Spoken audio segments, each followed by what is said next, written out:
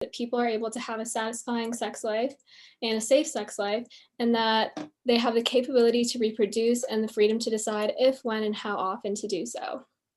Reproductive rights and reproductive justice are two separate entities. So reproductive rights focus on the overall legal right to access reproductive health services, and reproductive justice connects reproductive rights with social, political, and economic inequalities that act as a barrier to accessing reproductive health services. Okay, so now we're going to talk about some like nationwide reproductive laws. There's not a lot of like actual laws protecting people who are pregnant in prison, but there are just a lot of like really fucked up things that happen to pregnant people in prison. So nationwide reproductive standards in prison are set by the National Commission on Correctional Health Care, the American Congress of Obstetricians and Gynecologists, and the American Public Health Association. The standards include timely and appropriate prenatal and postpartum health care, the right to determine what to do with pregnancy, prohibiting shackling, essentially stuff that's like basic human rights, like that doesn't really sound like anything like they're asking for too much. But these standards usually aren't met at all. A lot of states mention having access to mental health care and adequate prenatal care, but there isn't a lot of ways to regulate that. Adequate prenatal care means different things to the government, and often they'll give pregnant people like the bare minimum of services. There aren't any federal or state mandates that require correctional health facilities to obtain accreditation, and there is no organization to which facilities are held accountable. So a couple of states have passed laws banning shackling, like cuffing prisoners to like their bed and stuff, but there's like no oversight making it so people implementing these laws in prisons and holding prisons accountable. So even if the law is passed, it's not often like held up in actuality. This treatment of incarcerated pregnant folks results from our own biases. People look at those who are incarcerated as less than, and that they must have done something to deserve being in prison. So when they go to prison and are locked up, they deserve to lose their rights. And that's really just not the case. Many people who are incarcerated haven't actually committed violent crimes. And if they have, it's often self-defense. Even those who have committed violent crimes are human beings, and they deserve to have their rights maintained while incarcerated. Next slide. So now we're going to look at Wisconsin specifically, and it's really sad to look at Wisconsin specifically. We have an F from the National Women's Health Center, and that's really sad. There's really just more of a lack of reproductive laws at all. So yeah, we have an F on prenatal care in prisons, a D on shackling policies, which if we're being real, any state that still allows shackling deserves an F. So 40 women have been shackled while giving birth in Wisconsin since 2011. And there was even a case where a woman was shackled during 21 hours of labor. Now, I haven't given birth, but obviously it's like one of the hardest things a woman goes through. And the fact that someone can be incarcerated and dehumanized to that extent is really sad. And it makes me really angry to hear about all that stuff. And there was a bill that was proposed in Wisconsin to ban shackling pregnant women who were incarcerated and improve maternal health for those folks, but it didn't pass, which doesn't make any sense why it wouldn't pass, but it didn't, which makes me angry, which hopefully inspires you guys to take some action at the end of this. So going off of that, most jails have allegations of mistreatment, which is bound to happen when you put systems in place that idolize white supremacy and the power that comes with that. But Milwaukee County Jail has some really troubling history, especially in 2016, 4 people while incarcerated there died, including a newborn whose mother said that she was forced to give birth in her cell. So obviously, that kind of stuff is really hard to hear and read about, but again, that's happening right in our backyards, and there is some stuff that we can try to do to make sure that doesn't happen again. Next slide. Who is most affected and how? The criminal justice system, or as it should be called, the criminal injustice system, targets Black and brown pregnant people, especially poor Black and brown pregnant people. When we look at incarcerated pregnant folks who are receiving the worst prenatal care and having their babies taken from them as they give birth, it's often Black and brown pregnant people who are receiving this treatment. There was a study done in 2015 that showed that only 28 to 37% of incarcerated mothers in federal and state facilities didn't complete high school, as opposed to 55 to 73 of all other incarcerated women. Poor women are more likely to be affected by this, as they're more likely not to complete high school. In this study, they talked about the NHHC wanting all women of childbearing age to be offered a pregnancy test within 48 hours of admission into a facility. And that sounds like a really great short-term solution, but it also ignores the fact that it's really degrading and dehumanizing to subject a pregnant person to the prison system as it is today. And abolition is really the only way to try and ensure pregnant people are treated with decency and respect throughout their pregnancy. And I say try and ensure because there are racist and misogynistic doctors everywhere. But at least with abolition, pregnant women can have control over their bodies and who treats them. Next slide.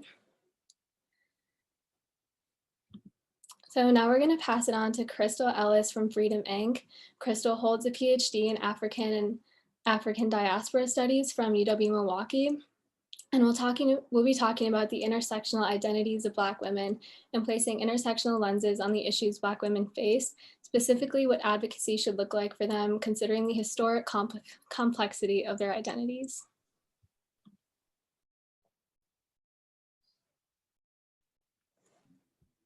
Thank you. It took me a minute to unmute. Yeah, so thanks for having me on the panel. I just want to go into talking about just highlight the importance of intersectionality as a piece of this broader discussion. I know it's looking at the intersection between incarceration as well as reproductive health. I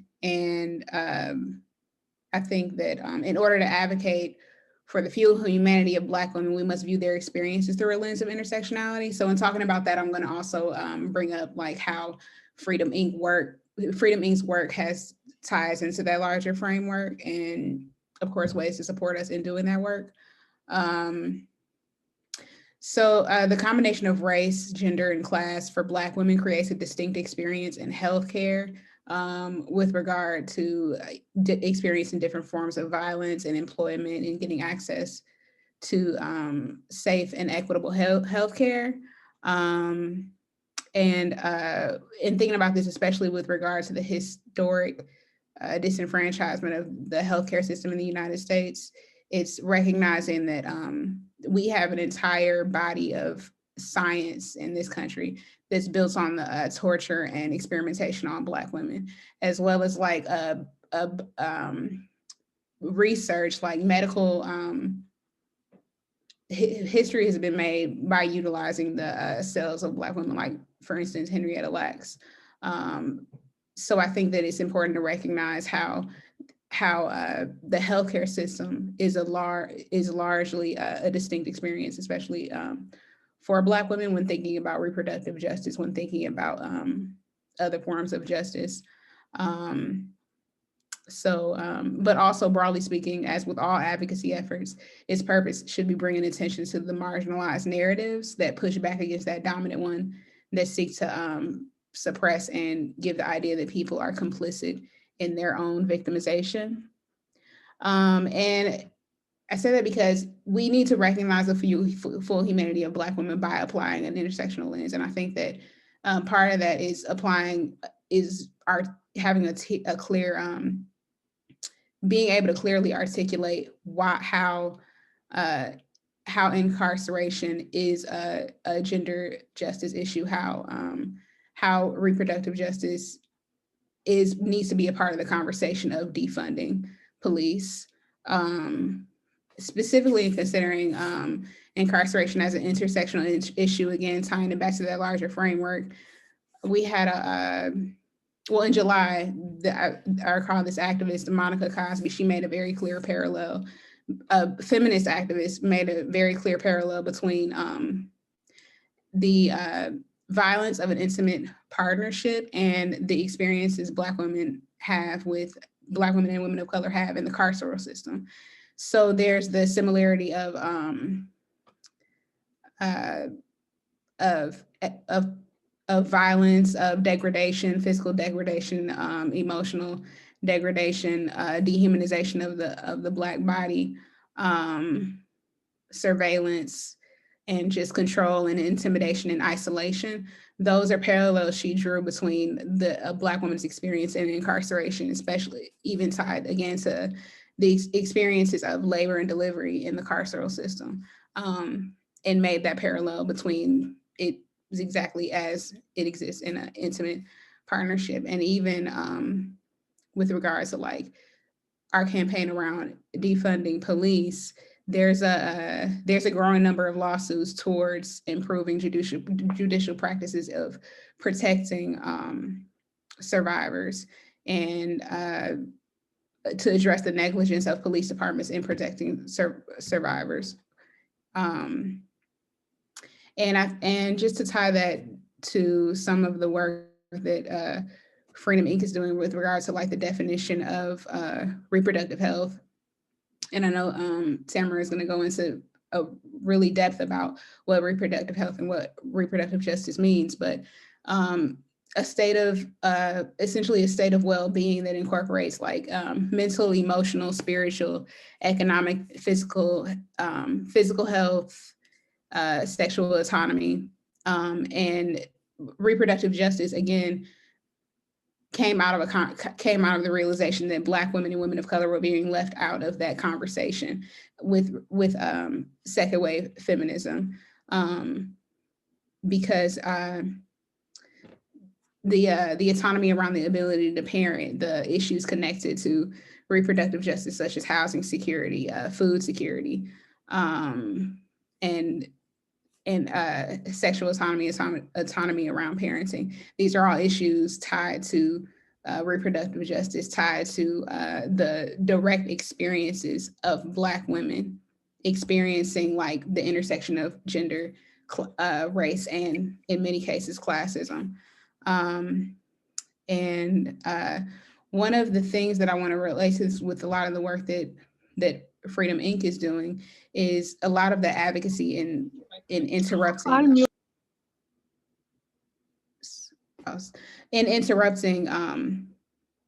intimate partner violence, in addressing food security, addressing like housing equity, just interrupting that a lot of those barriers that Black women face with regard to experiencing intersectional oppression.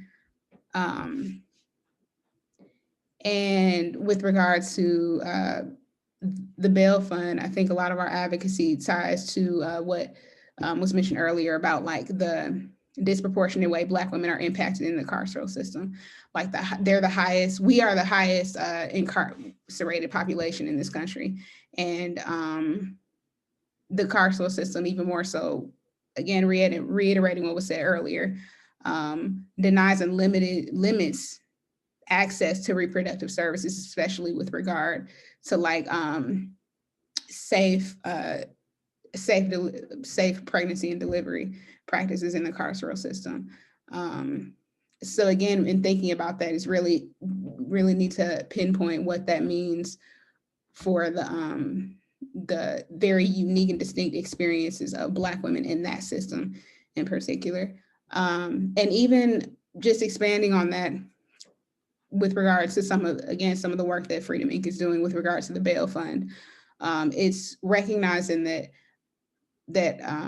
not only are Black women disenfranchised in this carceral system with regard to our identities, with regards to our bodies, with regards to reproductive justice, with regards to getting access to things that ensure our reproductive health in the carceral system. It's being denied the Black body being denied the ability to defend ourselves.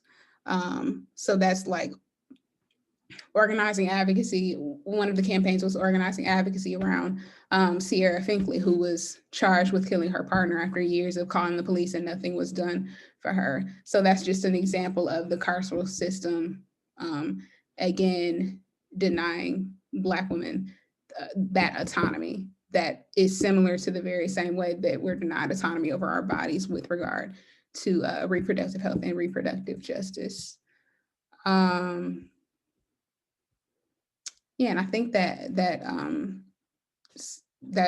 essentially summarizes what I want to contribute, what I want to talk about with regard to Freedom Inc. work. And if anybody has any questions later on, I'm able to answer questions, but thank you.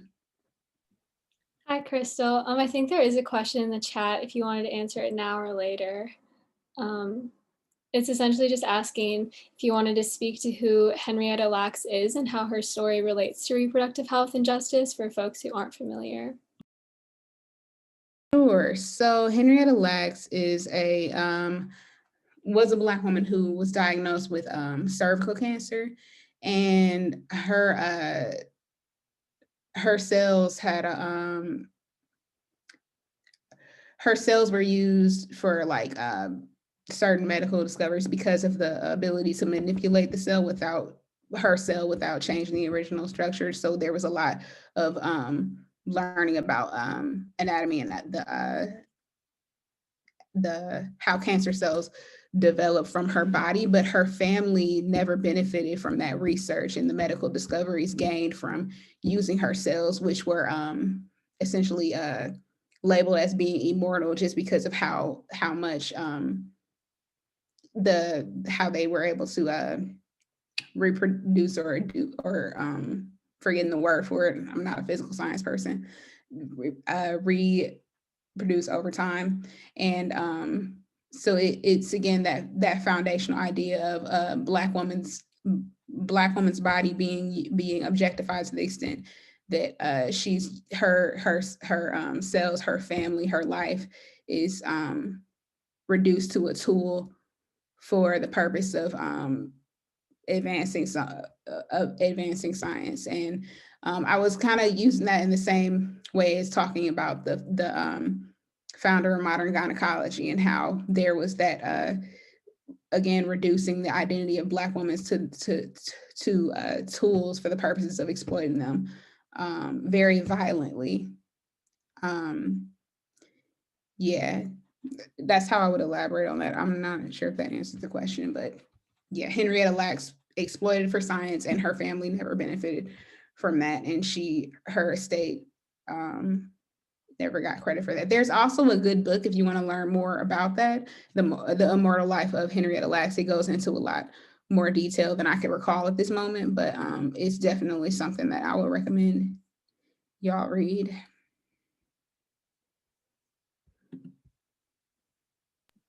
Yeah, that was really interesting. Thank you for speaking on that.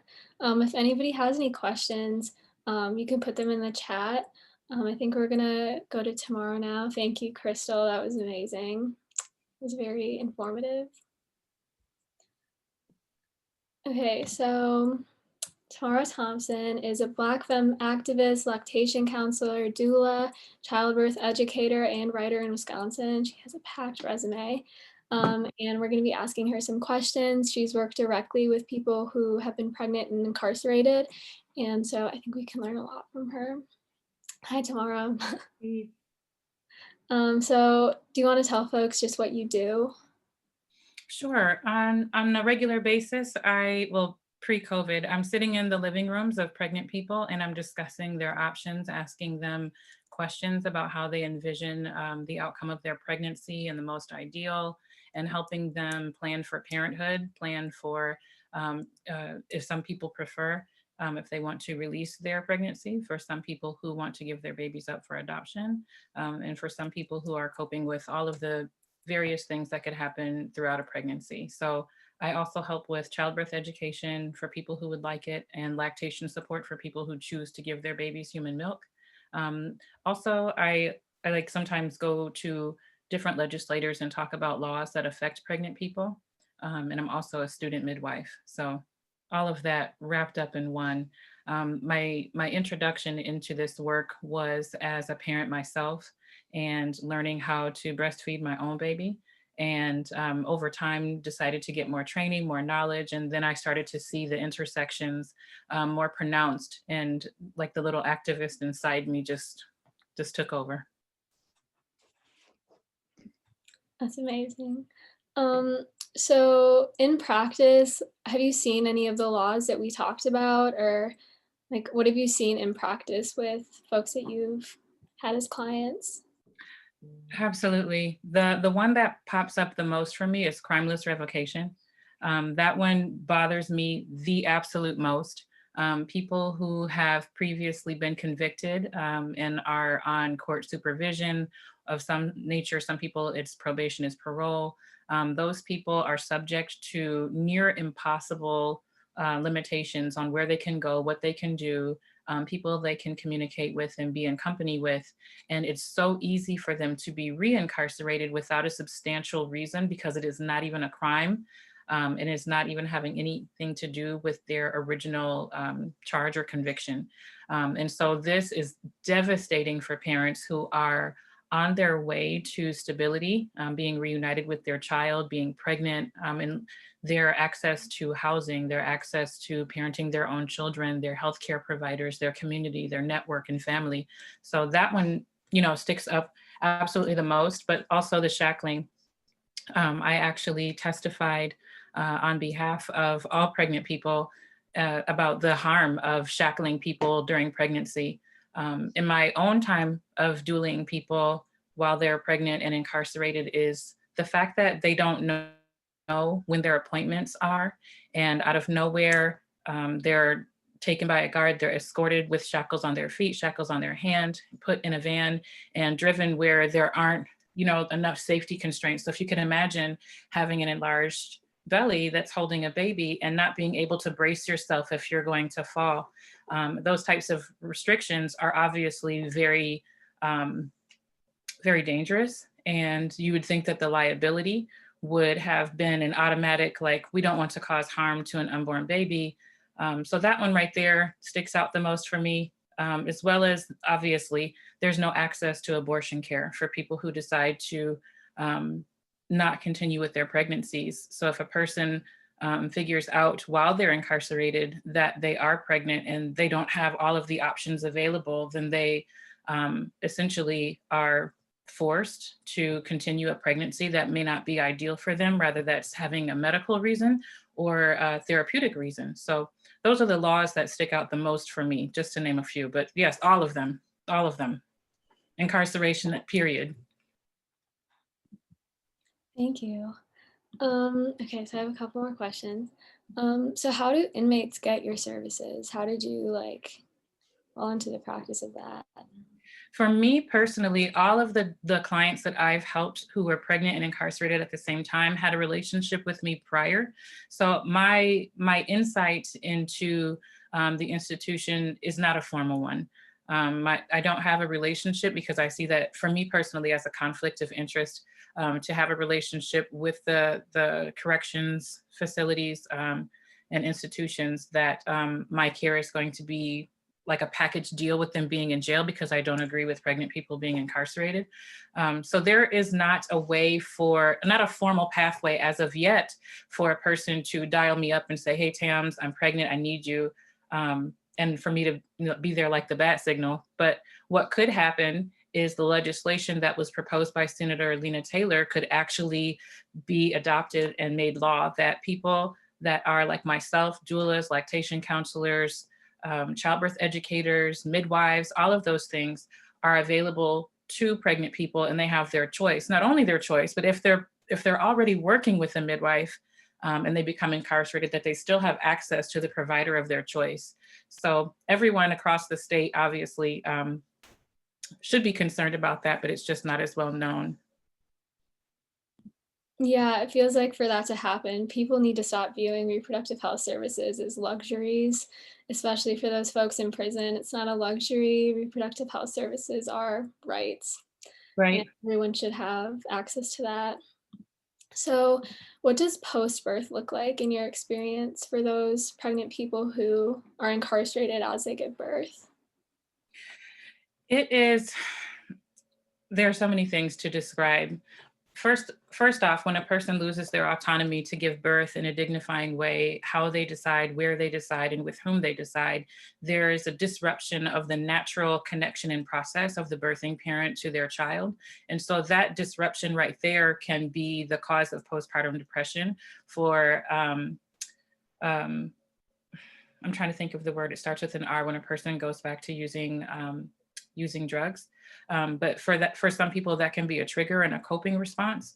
There's a myriad of things, not only just from the legal aspect of being under court supervision or having their babies taken away and not having their parental rights intact, down to the emotional, social, mental health aspect of trying to parent their children. Also, for people who want to breastfeed and give their babies their milk, it can be incredibly, incredibly difficult for them to continue to do that for their infants if they do not have all of the steps figured out and the right people that are willing to advocate for them, or if they don't know their choices and advocating for themselves. For instance, for some people that might have had knowledge a few years ago, there was lead in the drinking water at the Dane County Jail. And so for people who wanted to breastfeed, obviously drinking lead water means that you're going to be producing milk that is obviously not appropriate for a newborn.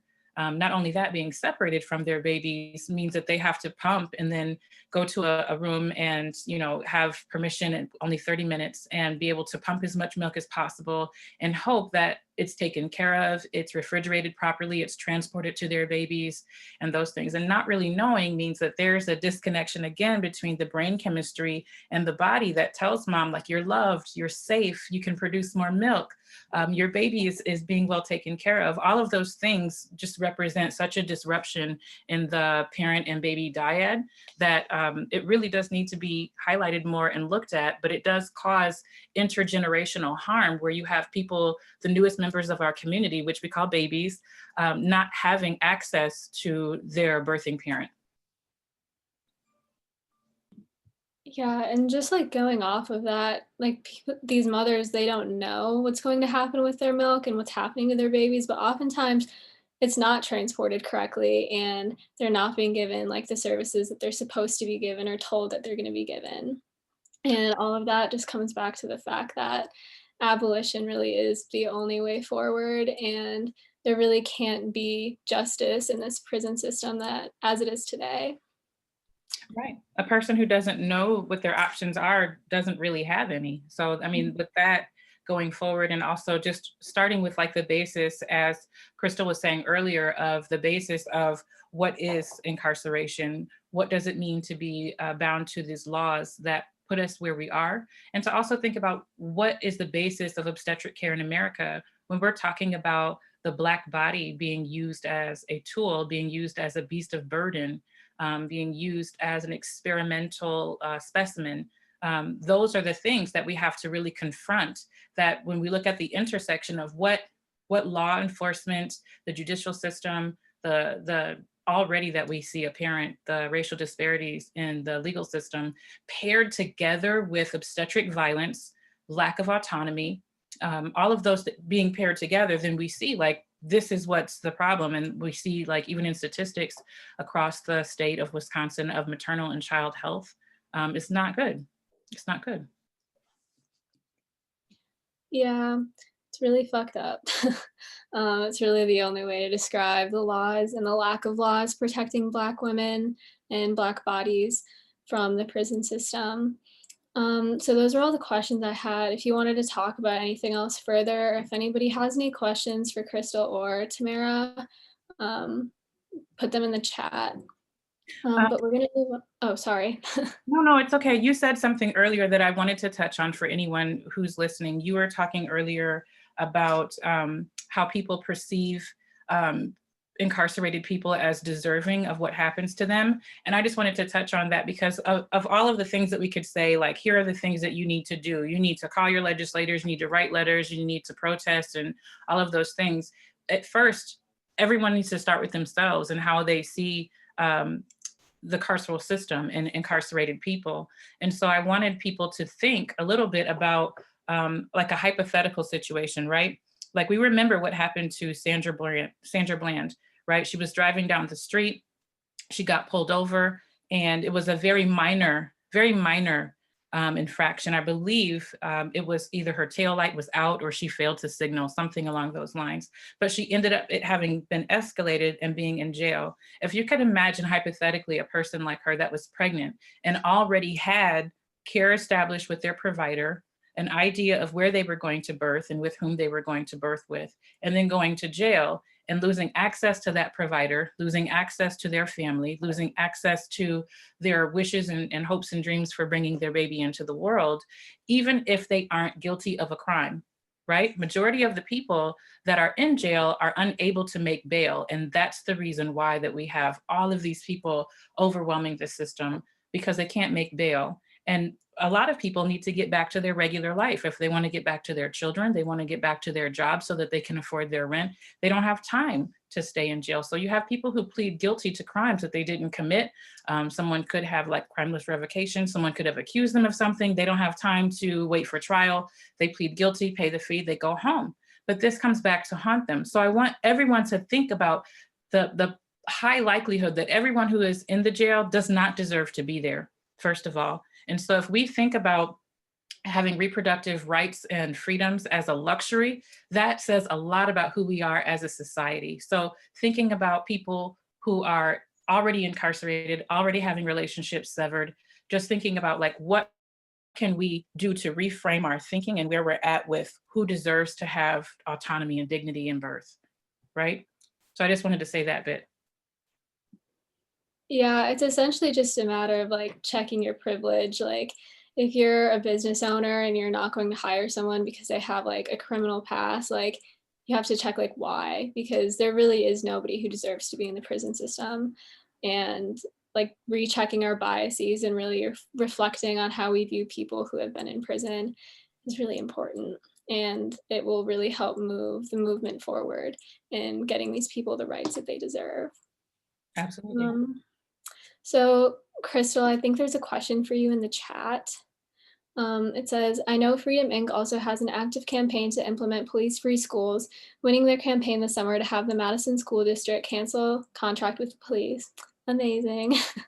Can you share how you see this as it relates to building a world where Black girl bodies are not criminalized and why it is an important campaign to support?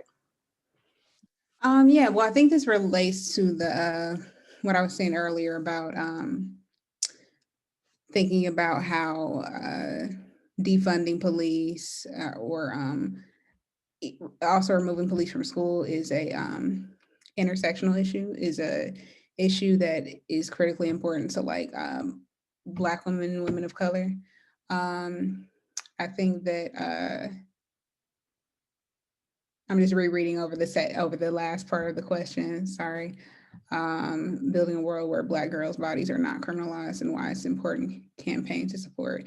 Also speaking to what Tamara said, I think that it relates to the historic criminalization of Black bodies, and specifically it counteracts or it pushes back against the deep socialization we all have about how about the criminal justice system, about the carceral system, and individuals that are in it in the way that Black bodies are criminalized and Black life is criminalized. So it's important because it pushes back against that entire historical narrative that seeks to deny Black people the ability to defend ourselves, to have autonomy over our bodies, to have autonomy over our lives. So I think it's a part of that larger conversation, definitely a part of that larger historical conversation, which asks us to really question the purpose of it. It segues into us really investigating the purpose of the carceral system, the damage that it does to Black life in a system that already degrades Black life from its roots.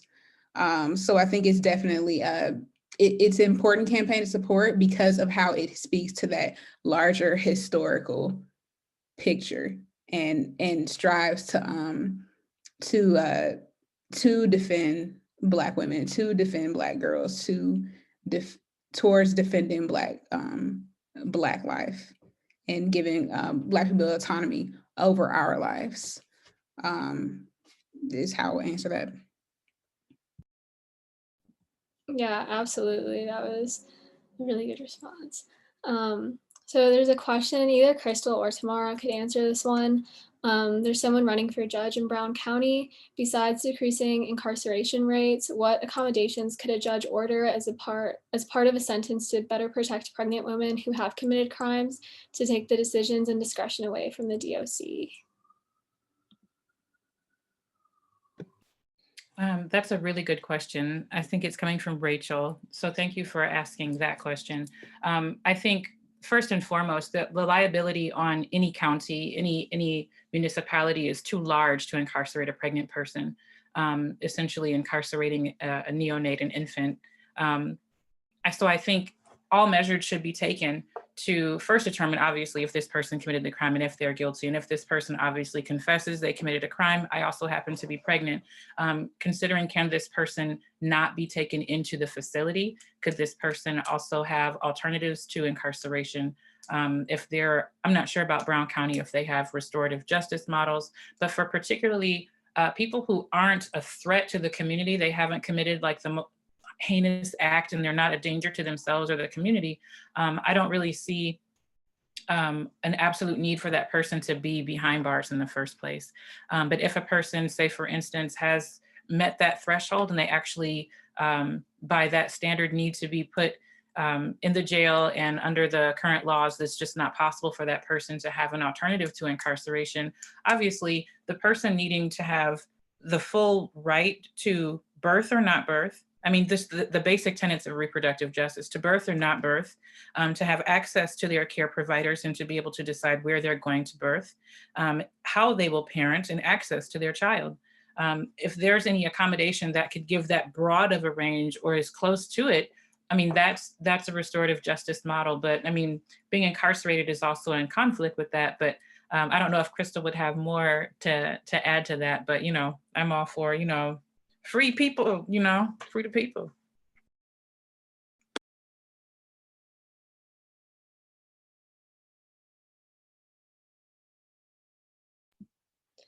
Okay, so there's 2 more questions for Tamara.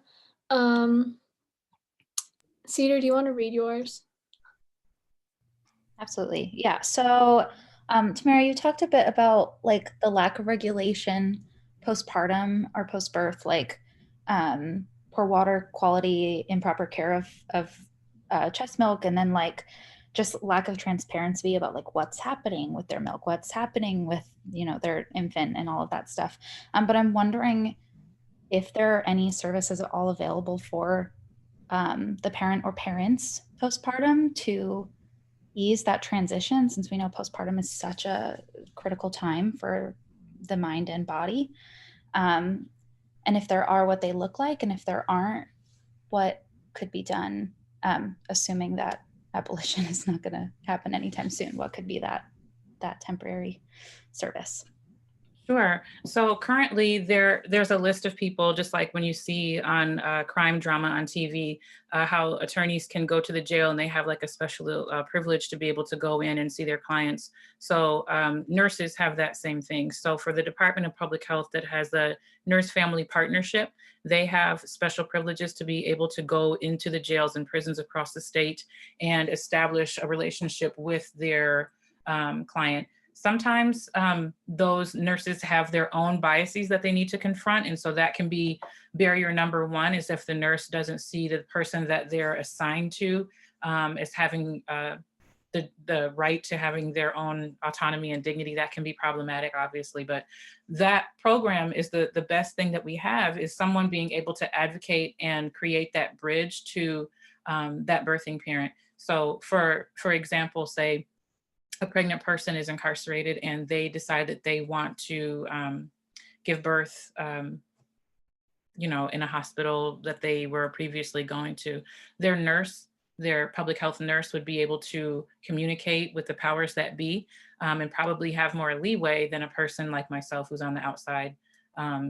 and trying to advocate from that standpoint.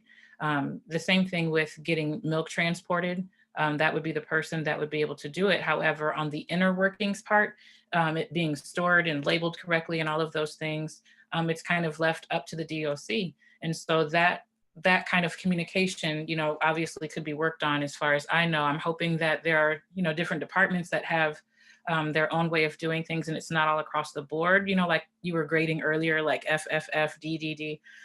So that's the one important thing that I would say. Let me go back and make sure I touched on everything in your question. The poor water quality, don't get me started. There are whole neighborhoods in Milwaukee that are probably comparable to Flint, Michigan. So the whole thing, if they're going to build new jails, I'll be here until Saturday talking. Services available for parents postpartum. People, like I said earlier, people who don't know their options don't have any. So a lot of times what was happening, from what I'm hearing from my clients that were in jail, they didn't know what was available. There's not like a menu option that says, here are all your choices, choose one of these, and then we'll go forward with your care. It's all secretive. And so a person has to ask questions and ask like for a special snack. For a person who's pregnant in the jail, they get like extra crackers and like a peanut butter packet, but there's no fresh green leafy vegetable. They have to jump through hoops to get their postpartum vitamins. Their prenatal vitamins. And so for those types of things, it's basic care, basic services. And so if the care providers that are in contract with the jails across the state do not have specific education in prenatal care, specific education in lactation, then there's obvious gaps there that could be addressed. I think I touched on everything. Mental health services, as far as I have heard from all of my clients, was not a robust offering that was there. The postpartum period could be so taxing on the body and mind. Yes, absolutely. But it all comes down to money, right? And if people don't decide that are in a decision-making role, don't decide that it's worth the value to provide a whole myriad of services to people that are incarcerated, and it's just not working with the budget, then the people don't get the services. And so that right there is reason enough for us to, like, you know, take to the streets all over again, is to make sure that people who are in charge are being held accountable for making decisions that are for the people and not just for the interests of the budget being cut and cut and cut. And then the second question, Laura says, thank you for the work that you do. Thank you. Very humbly, there's a lot of people that's doing this work. I'm just happy to be a part of the movement. Do you ever have issues getting access to your clients' patients while they're incarcerated? Yes, I'm not on the list. So a person has to put me on their list like a family member, and I don't have the same privileges as like a public health nurse or anything like that. And the same thing goes for CPMs, certified professional midwives. Not being able to go into the jails and see their clients and give them the support that they need. One of my clients was working with a midwife, and that relationship was cut. She wanted the childbirth education classes that she was on track for getting during her pregnancy on the outside, not available on the inside. And a person who wants to be aware of, like, you know, infant care, like, how do I clip the little fingernails and toenails of a newborn baby? And how do I bathe them? And how do I brush their hair? That's not available in jail. So access is a huge issue. But again, when we see access for pregnant people as a luxury, then that really says a lot about who we are as a society. So yeah, that could definitely be improved. Was there another question? Let me go back to the chat.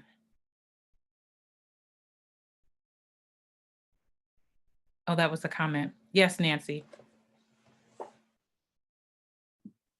Yes, definitely free the people. That's going to bring me to the call to action. This is super important, especially with the holidays coming around. So after hearing all of the really fucked up things that happen in prisons to pregnant folks and just people in general, we have a couple calls to action if you're able to stick around. The first two involve donations to two Madison-based orgs. Maroon Calabash is the org Tamara works for, and donations are super helpful to the amazing work that she does. The other org is Freedom Inc., and we really want to donate to their bail fund. We want to free the people. We need to post bail, because as long as cash bail is a thing, only the rich are going to be able to post it. And with the holidays coming up, we want to get as many people out of jail in Madison. And the bail fund is one of the best places to donate to. If you're not from Madison, donate to these places, but also try and find a local bail fund. Like I said, as long as cash bail is a thing, only the rich will be able to post it. So if you aren't able to donate, the last call to action doesn't require any money. It's a pandemic, so we understand funds are tight. You just have to go to this website and find your state legislatures using your zip code and email or write to them demanding change. Demand that these people in prison get the rights that they deserve. As long as abolition isn't a thing or isn't going to be like had, we need to make sure that these people are protected while they're in prison. So I'm gonna just drop some of the links in the chat. If you have any more questions, I can stick around. If Tamara or Crystal want to stick around too, that would be great. But yeah, thank you guys for coming. Thank you for having me. Thanks, y'all. This was awesome. Just want to add that donating for folks who are still on is a great gift for the holidays. Donating in someone's name is really easy. So donate, donate, donate. I also wanted to call out that Laura had a second question that maybe got lost in the chat. For anyone that wants to answer, I would say any panelist, are there other orgs working to provide free care for incarcerated women or people, I would add? I just feel like I'm shell-shocked about the lack of care. Any orgs to recommend? I can't think, am I still muted? Oh no, I'm not muted. I can't think of the name of the organization.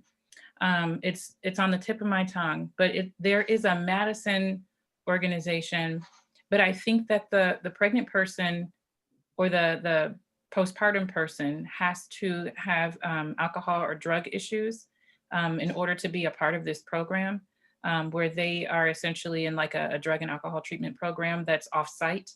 I can't think of the name of this organization, but when I do, I'll send it to Cedar or Simran when I can think of it. But that's the only organization that I can think of besides people like myself that are just grassroots and, you know, pounding the pavement and doing whatever they can. Freedom Inc. There are people that I can't think of, but like I said, it's a lot of like grassroots organizers. Can you think of anything, Crystal? I cannot think of any right now, but definitely Freedom Inc. So I think that's why it's important to also donate to that bail fund. We're doing a lot of fundraising right now as well. I can drop the link in the chat for that. But with regard to other organizations in Madison providing services for incarcerated women, I can't think of any other than what you mentioned already. Yeah, there's a really big gap that needs to be addressed as far as people who are incarcerated that need, you know, obviously to get out, but obviously need all of the support that comes around being pregnant and in the criminal justice system. So I think if there's anyone in the community that's thinking about going into a particular field, if they could, you know, use a framework of like this particular cause, like anybody, like if a person is going into, I don't know, yoga or dental work, you know, think about incarcerated people and how they could do something or have like a foundation set aside for their work also being dedicated to incarcerated people, because they literally, especially indigent people, they don't have the funds, they don't have the space to be able to demand what kind of care that they want, and it has to come from the outside in. So I definitely think that there's that.